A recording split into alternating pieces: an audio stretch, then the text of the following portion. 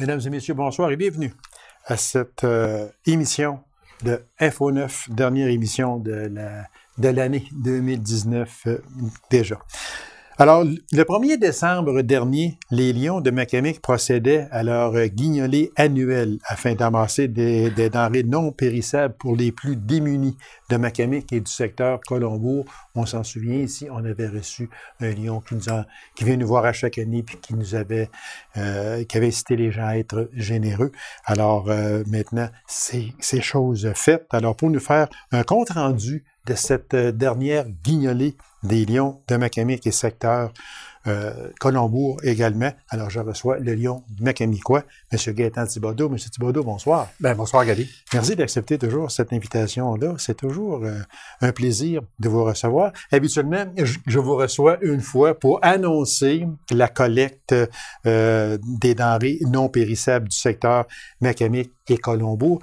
Maintenant, on a rajouté une autre petite portion cette année parce que c'est maintenant chose du passé. C'était le 1er décembre dernier. Et on va venir donner les résultats, puis comment tout ça s'est passé en ce beau dimanche, il faut le dire, le beau dimanche du 1er décembre dernier. C'était une belle collecte et Dame Température était là aussi. Elle était présente. Oui, effectivement, comme tu viens de le mentionner, oui, Dame Nature était présente. Elle nous a donné un bon coup de main. Sachant que faire le tour des maisons, arrêter à chaque maison, les rangs, etc., le territoire est grand. Lorsqu'on a de la neige ou des mauvaises conditions, c'est plus compliqué un peu. Mais cette année, ça a été exceptionnel là, du côté température. Et puis, ça nous a permis de terminer quand même assez tôt, que le tout se soit fait là, de façon facile et harmonieuse. Là. Parce qu'il faut dire que vous faites Macamic-Ville, mais vous faites aussi anciennement campagne. C'est fait ça aussi. Oui. Et puis tout le secteur Colombourg également. Ça fait un territoire assez grand. Ah, ça fait grand, hein? Quand tu prends là, le territoire aller jusqu'aux limites d'Autier, Fortin-les-Berges, puis juste le chemin de Sainte-Rose, le tout le secteur Colombourg, qui est quand même assez grand, hein, parce que tu vas jusque...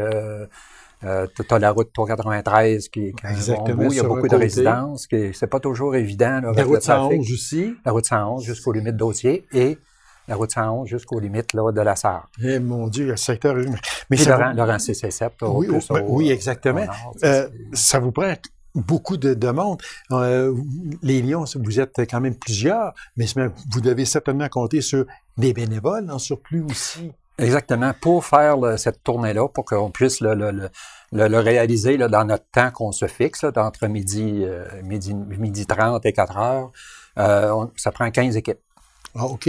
15 équipes de 2, ça veut dire une trentaine là, de bénévoles, une trentaine de personnes. Okay. Le membre Lyon est bénévole. Puis cette année, je tiens à souligner, ça fait la 2e année, on a un aide là, des Chevaliers de Colomb qui fournissent 2 équipes. Ah, OK. Ah ben, bravo. Ça nous donne un bon coup de main. Oui. Et puis, en tout cas, en tout, pour la récolte, on parle d'une trentaine de personnes là, une trentaine de personnes qui se mobilisent. Ouais. Parce que le secteur est quand même grand. C'est peut-être une question qu'on peut se poser à chaque fois, et j'en suis persuadé que la réponse est oui, mais la population a été généreuse. Très généreuse. Chaque année, quand on commence à préparer l'activité, on se rencontre un petit peu avec Pauline pour s'assurer qu'on s'entend bien sur les dates, etc. Elle dit, elle est toujours inquiète un peu. Elle dit, le prix des aliments augmente, puis tout ça, on ne sait pas si on va en avoir encore cette année. Mais chaque année, on a des quantités, puis même, ça a tendance à augmenter.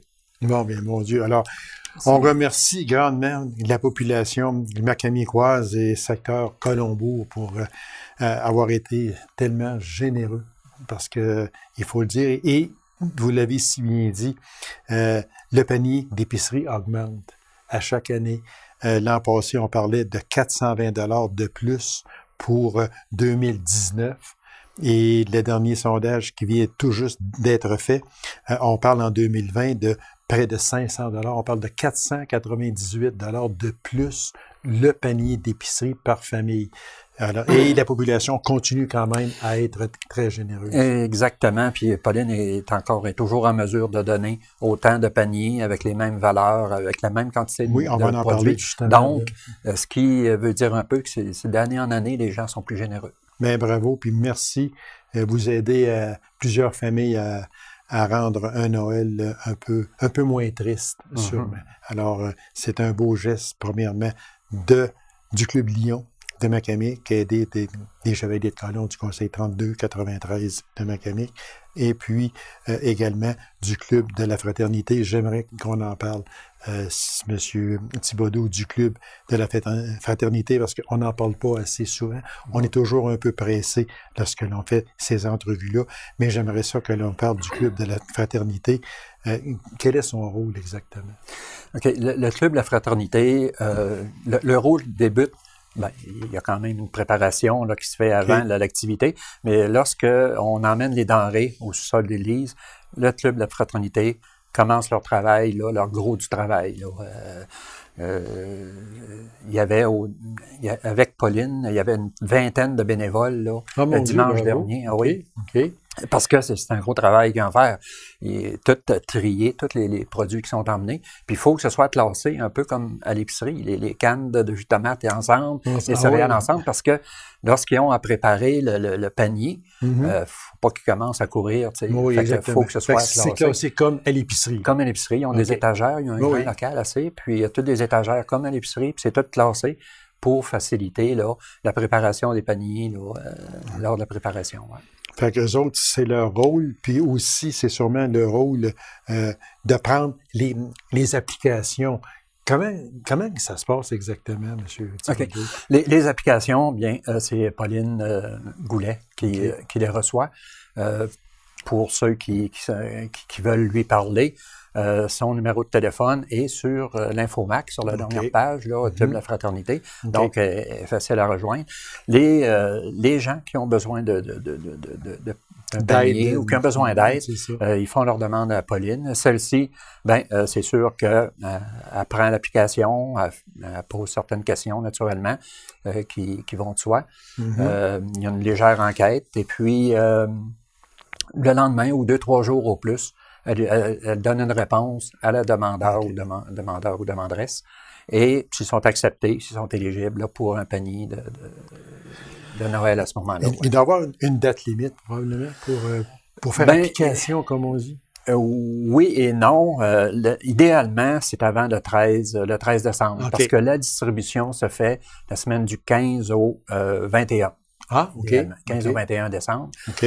Donc, idéalement, le 13, mais il y a les demandes qui viennent après vont être acceptées quand même, puis vont être étudiées et évaluées quand même, parce que même si le besoin arrive durant la semaine du 15 au 21, Pauline va prendre en considération, mais idéalement, pour faciliter le travail, plus vite que c'est fait, mieux que c'est. Ouais. OK. On dit que la date de distribution, c'est entre le 15 et le 21 décembre, c'est ça? Oui, du 15 au 21, si jamais il y a des demandes qui viennent plus tard, la livraison peut se faire légèrement plus tard, mais idéalement, c'est dans cette semaine-là qu'elle cellule toutes les livraisons. Puis, c'est fait par qui, les livraisons? Okay. Les livraisons, il y a deux façons. Il y a ceux qui sont en mesure d'aller chercher leur panier viennent le chercher. Sur ça de l'église ou à ce moment-là, ils s'entendent au préalable sur l'heure et la journée. Et puis ils viennent le chercher au sol de l'église. Ceux qui n'ont pas d'auto ou pour d'autres raisons qui sont incapables, ceux-là sont livrés. Donc, il y a une entente de fait au préalable aussi pour être certain que la personne est à la maison parce que il n'y a pas de livraison qui se fait si la personne qui a fait la demande n'est pas là. OK. C'est ça qui était mon autre question. Si la famille qui a fait une demande n'est pas là le jour que ça va être livré. Alors, il faut que... Puis, écoute, il y a certaines règles qui sont établies de fonctionnement et puis ils ne sont pas là pour rien. Là. Il y a vraiment des éthiques qui doivent être respectées. Ça, c'en est une. La personne qui fait la demande, faut qu'elle soit là pour recevoir son panier. Exactement, oui. Puis, on en fait combien environ? OK. Bon an, mal an, autour de 55 à 60 paniers. Oh mon Dieu. D'une valeur de... La valeur joue entre 300 et 400 dollars. Oh mon Dieu, OK. Oui, okay. Entre 300 et 400 dollars. Et puis, dépendamment du nombre de personnes, c'est sûr qu'une famille, 2 adultes puis 3 enfants, exemple, risque d'avoir plus que 400 dollars. Une personne seule, peut-être qu'elle va avoir 275 ou 300. Okay. Mais le tout est fait en fonction des besoins de la famille et puis de l'âge aussi des enfants. Oui, exactement. Tout est pris en considération lors de la préparation du panier. Oui. Puis avec ça, bien c'est sûr que se joint de la nourriture, comme de la viande, à la dernière minute, c'est certain, parce qu'on ne peut pas, on peut pas conserver ça trop longtemps. Donc, c'est joint au panier de la viande en dernière minute. Exactement. Puis j'ajouterais même en plus de ça, puis Pauline me disait que cette année, elle va être en mesure de le faire parce que ils ont eu des bons montants en argent. Il y a un bon d'achat de 50 $ qui est ajouté à chaque panier. Ah, mon Dieu, OK. Ouais, à l'épicerie. C'est sûr que c'est spécifique, ça exclut tout achat de boissons alcoolisées ou produits de fumage. Oui. Mais il y a un bon d'achat de 50 $ qui va être inclus à chaque panier de Noël cette année. Ah bien, bravo. Bravo à tout le monde. Puis, c'est devenu une coutume, c'est annuel, ça fait plusieurs années. Donc, on peut dire que déjà pour l'an prochain, que les gens peuvent se préparer, c'est toujours le premier dimanche de Noël. De décembre. Ah, pardon, de Noël. Du mois de décembre. C'est parce que je regardais mes notes et je disais pour Noël, mais seulement que, oui, c'est le premier dimanche du mois de décembre. De décembre. Exactement. On a adopté cette politique-là. Fait comme ça, tout le monde le sait, puis c'est facile pour tout le monde de dire, le guignolé, c'est systématiquement cette date-là, et puis, tout le monde peut se préparer en conséquence. Et on donne rendez-vous à la population, les Macamicois, secteur aussi, le secteur Colombo, pour le premier dimanche de décembre 2020. Monsieur Thibodeau, merci infiniment. Bravo aux Lions, bravo aussi à tous ceux qui, de près ou de loin, s'impliquent dans cette grande guignolée. Bravo au club de la fraternité aussi. Puis vous faites certainement plusieurs heureux en ce temps des fêtes. Certainement. Bien, merci beaucoup à toi aussi. Bien, ça me fait toujours plaisir. Vous aurez toujours une place ici parce que vous êtes vraiment très important dans la communauté. Je vous remercie, M. Thibodeau. Bien, merci. Alors, mesdames et messieurs, courte pause, on vous revient immédiatement après. Restez avec nous.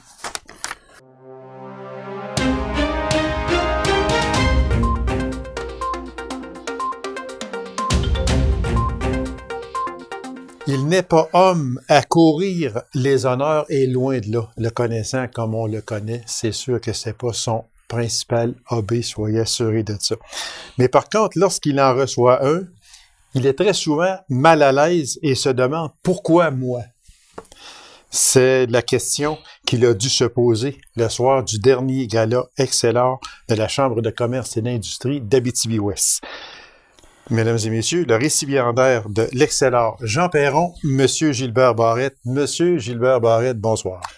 Bonsoir, M. Lacasse. Je pense que j'ai touché une petite corde sensible dans mon intro parce que on se connaît depuis quand même nombre d'années et puis vous n'êtes vraiment pas l'homme à courir les honneurs, j'en suis persuadé. Non, effectivement, moi, c'est de la gratuité, de la sincérité, de la transparence. C'est un réflexe pour moi de contribuer à la société. Et ça n'a pas commencé hier, ça a commencé lorsque je suis arrivé dans la région. Il y a quelques décennies passées. C'est ça. Oui. Disons que le temps passe vite, mais je pense qu'on a essayé de rendre service. Et puis, ça nous revient un peu dans le sens que on se rend utile. C'est ça. On se rend utile et puis on sent aussi que les gens apprécient ce qu'on fait. Puis quand tu reçois le prix, c'est pas pour le prix que tu le fais, là, absolument pas. C'est comme tous ceux qui en ont reçu un. Oui, exactement. Mais c'est pour aider et amener une petite contribution. Quand vous avez su que vous étiez le récipiendaire de l'Excellor Jean Perron, qui est quand même c'est un grand honneur que de recevoir ce trophée-là, si on peut s'exprimer ainsi. Vous avez dû faire face à la réalité, c'est certain, et vous avez fait face à la réalité. Comment on se sent Lorsqu'on apprend ça. Là. Et effectivement, comme vous disiez en introduction, hors caméra, des années passées, il y avait une description de l'individu ou des activités de l'individu, de la personne. Donc, tu pouvais venir, bon, ça peut être... Et cette année, ben, ils ont changé la façon de faire, puis c'est pas bête. C'est à partir d'une toune ou encore d'une chanson. Okay. Ils font le tour des tables, ben, d'un coup, puis ils atterrissent vis-à-vis chez vous. Et ils regardent en avant, donc tu dis c'est quelqu'un proche de moi. Et on se revire d'abord, puis on nous lance ça sur la table. Et ça surprend beaucoup.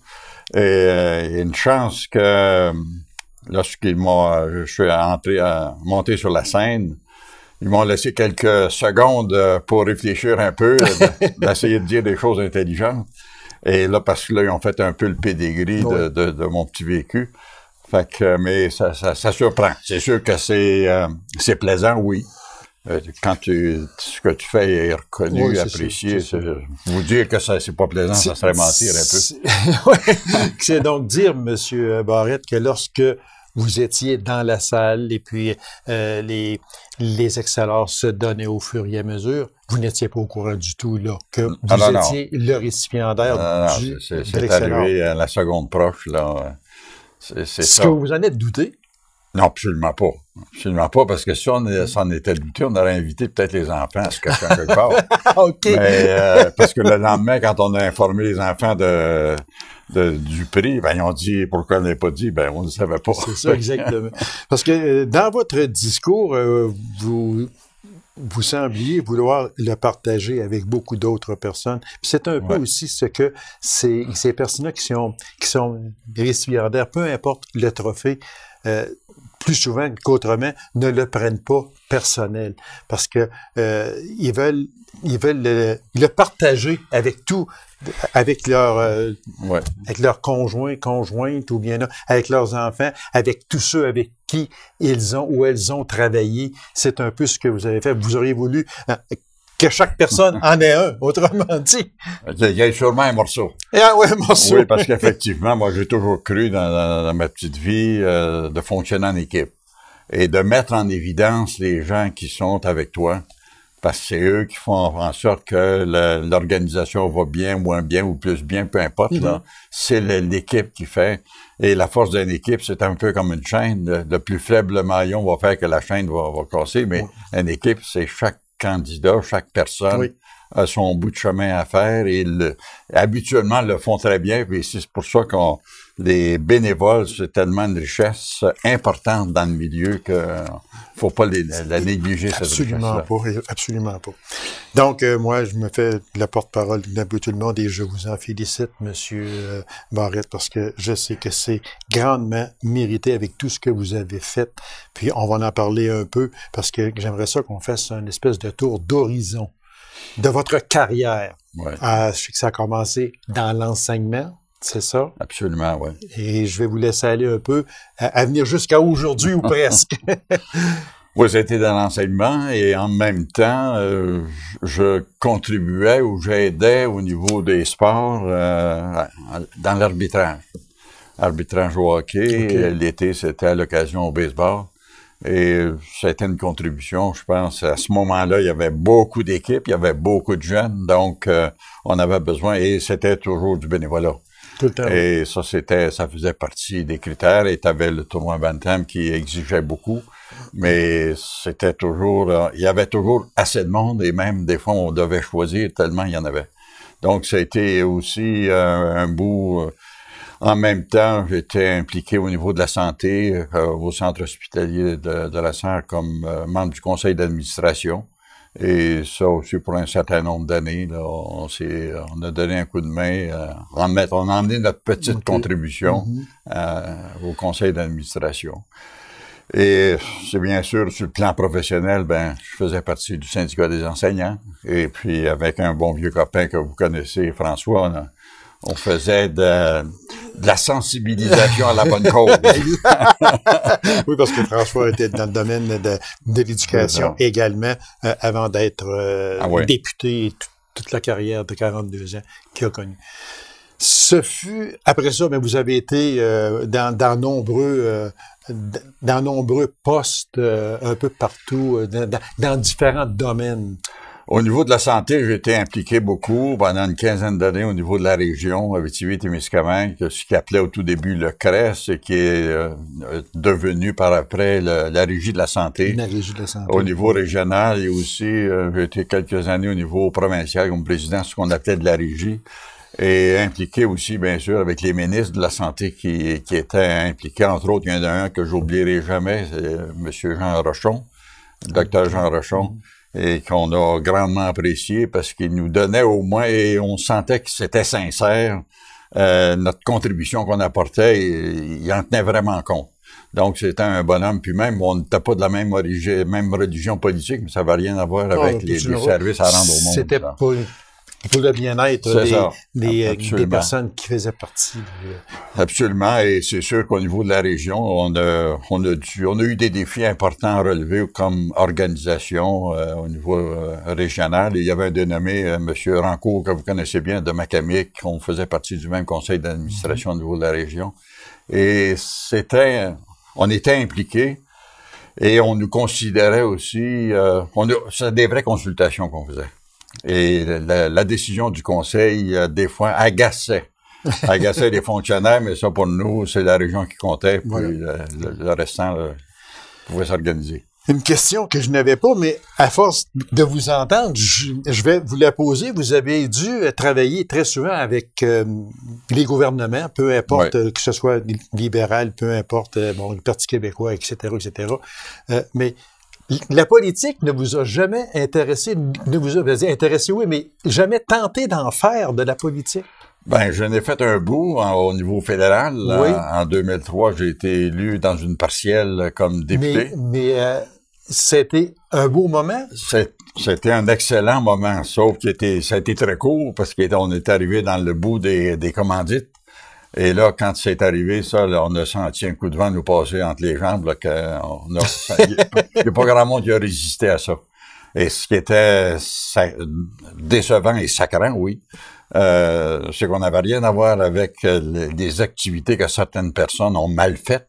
Mm-hmm. Comme je disais, des fois, quand je rencontrais des élèves pour leur parler c'était quoi la politique, il y a des gens qui ont fouillé dans les poches de leurs parents sans autorisation. Fait que ça, on fait pas ça souvent. Donc, ça, c'était un bout qui n'a pas été plaisant. Mais comme responsabilité, comme représentant de la population et rendre service à la population, ça, j'adore ça. On parle de 2003, oui, je me souviens très bien. On parle de 2003, mais ça ne vous a jamais tenté par après de revenir en politique? Oui, est-ce que vous avez eu des offres? Oh oui, en 2004, je me suis représenté. Et en 2008 aussi, avec Stéphane Dion. OK. Stéphane Dion, pour moi, sur le plan politique, il avait peut-être de la difficulté à passer son message, mais sur le plan du contenu, pour moi, j'ai toujours adoré ce bonhomme-là et ses convictions. Okay. Et c'est pour ça que j'avais accepté d'être candidat à ce moment-là, en 2008, là, au niveau fédéral. Vous avez eu à travailler avec des ministres, avec des députés. Est-ce que, dans l'ensemble, vous avez des bons souvenirs de ça ou si, parce que des fois, on va entendre dire une personne qui a à travailler avec différents ministères, différents ministres, différents députés, « Ah, moi, je suis plus capable, les portes se ferment au lieu de s'ouvrir. » Est-ce que, pour vous, c'était une belle période que de travailler, puis avez-vous été déçu de cette période-là ou bien non, si ça a fonctionné un peu comme vous pensiez, dans le sens que, oui, on fait une demande, puis cette demande-là a porté fruit, ou bien non, si on vous fermait des portes. C'était quoi pour vous de travailler avec ça? Ça a été du bon temps. Ça a été du bon temps. C'est sûr qu'on avait des gros défis dans la région, mais encore une fois, l'équipe comptait pour beaucoup. Nos dossiers étaient bien montés et on avait des convictions, on avait des besoins. Et quand on se présentait au ministère, quand on se présentait au ministre pour défendre notre dossier, effectivement, il y a des choses avançaient. Et peu importe le parti politique, peu importe le gouvernement, on a toujours eu des bons liens. Et dans la région aussi, bien c'est sûr, il y avait M. Trudel, il y avait François Gendron, il y avait Pelletier à Val-d'Or. Oui. Et régulièrement, on avait des rencontres pour informer de ce qui se passait sur le territoire. et ce qu'on anticipait aussi comme problématique à venir. Et ça, il y avait un beau fonctionnement. Donc ça a été bien. Et les fonctionnaires, c'est sûr, la qualité des dossiers fait en sorte qu'on a des chances d'influencer. Voilà. Et d'avoir quand des un bonnes dossier réponses. est bien monté, souvent, on a des chances que ce Absolument. dossier-là se rende à destination. Ouais. Mais c'est ce qui était aussi très important, de monter de bons dossiers. Il reste peu de temps, M. Barrette. Peut-être une question un peu difficile, mais si, dans toute votre carrière à venir jusqu'à aujourd'hui, s'il y a une chose que vous aimeriez refaire autrement, ça pourrait être quoi? C'est une maudite bonne question. Honnêtement, le cheminement qui c'est, en fait, à travers lequel j'ai passé, si j'avais des choses à refaire, moi, bien franc avec vous, là, moi, j'ai toujours cru, c'est bizarre, j'ai toujours cru au destin. Okay. Il y a des choses, il y a rien qui arrive pour rien. Et il y a des événements qui se sont produits. Pour le coup, tu te dis, entre autres, j'avais fait un mandat de direction à Chibougamau, c'était pas facile comme organisation et réorganisation. Et à un moment donné, je me disais, pourquoi j'ai accepté ça? Mais le lendemain matin, on arrive dans la tourmente de l'école, les besoins des jeunes, on rencontre les jeunes, des profs, les parents. Et là, c'est reparti, puis on est content d'avoir accepté le mandat.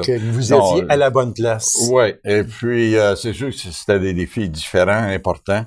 Et en tout cas, à ce moment-là, c'est important, puis aujourd'hui aussi, je pense, pour aider la jeunesse. Mais non, honnêtement, là, ça serait pas mal le même si j'avais à dessiner le trajet, je pense que je ferais un trajet semblable. Ouais, il serait à peu près le même. Ouais. Une dernière question, parce qu'il reste à peine 2 minutes. J'ai marqué ici la retraite, puis j'ai mis un paquet de points d'interrogation. Je vous laisse aller avec ça. La retraite, pour moi, c'est faire quelque chose qu'on aime. OK. Et puis pour moi, dans le fait que c'est rendre service au monde, et ça, c'est ce qui m'a habité pendant toute ma vie et qui va continuer aussi. Et quand on parle de retraite, ils sont liés dans les littératures, la vie active, la retraite va ressembler à la vie active. Et si on n'était pas impliqué dans la vie active, c'est pas à la retraite qu'on risque de s'impliquer plus, voilà. Et vice-versa. Les paroles d'un sage. Merci beaucoup, M. Barrette, et félicitations encore à vous. C'est moi qui vous remercie. Bonne fin de journée. Ça fait grand plaisir. Alors, mesdames et messieurs, vu que c'est la dernière émission de 2019, alors permettez-moi, au nom de toute l'équipe de C'est communautaire et de Radium Multimédia et en mon nom personnel, de vous souhaiter d'heureuses fêtes. Soyez prudents. Soyez surtout responsables durant cette période de festivité. Alors, on se revoit, nous, en janvier prochain. Au revoir.